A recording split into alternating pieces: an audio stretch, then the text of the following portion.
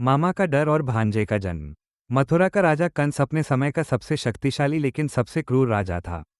उसके महल में वैभव की कोई कमी नहीं थी, पर उसके दिल में दया नाम की चीज नहीं थी। एक दिन उसकी प्रिय बहन देवकी का विवाह वसुदेव से हो रहा था। पूरे मथुरा में उत्सव था। स्वयं कंस अपनी बहन को विदा करने के लिए रथ चला रहा था। लेकिन तभी आकाश से एक भयानक आवाज गूंजी।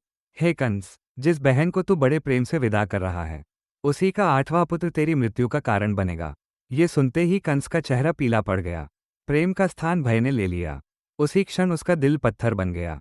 उसने तलवार निकालकर देवकी को मारने की कोशिश की। देवकी की आंखों में आंसू भर आए। वह कांपते हुए बोली, भैया, मेरा क्या दोष है? वसुदेव ने हाथ जोड़कर कहा, राजन, हम आपको अपने हर बच्चे को सौंप देंगे, बस देवकी को मत मारिए। कंस ने उन्हें जीवित तो छोड़ दिया, लेकिन दोनों को अंधेरी कारागार में डाल दिया।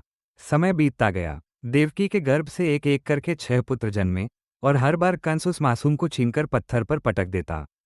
कारागार की दीवारों में हर बार एक मां की चीख गूंजती थी। देवकी अपने बच्चों को बचा नहीं पाती, और वसुदेव बेबस खड़े रह जाते। 7वें पुत्र बलराम को भगवान की माया ने बचा लिया, और उन्हें गोकुल में रोहिणी के गर्भ में पहुंचा दिया। फिर वो रात आई जब 8वां पुत्र जन्म लेने वाला था। अंधेरी रात, तेज बारिश, बिजली की चमक, कारागार के भीतर देवकी पीड़ा से कराह रही थी। और तभी जन्म हुआ श्री कृष्ण का। जैसे ही कृष्ण का जन्म हुआ, चमत्कार हो गया। कारागार के दरवाजे अपने आप खुल गए। पहरेदार गहरी नींद में सो गए। वसुदेव ने अपने नन्हे पुत्र को टोकरी में रखा और आंसू भरी आंखों से उसे देखा। देवकी की आंखों से आंसू बह रहे थे। जाओ मेरे लाल, तुम्हें बचना होगा। वसुदेव रात के अंधेरे में निकल पड़े। उफनती यमुना नदी को पार करते हुए वे गोकुल पहुंचे, और वहां नंद बाबा और यशोदा के घर कृष्ण को छोड़ आए। कृष्ण वहीं बड़े हुए। कंस उन्हें मारने के लिए बार बार राक्षस भेजता रहा, पूतना, तृणावर्त, अघासुर, लेकिन हर बार कृष्ण ने उनका अंत कर दिया।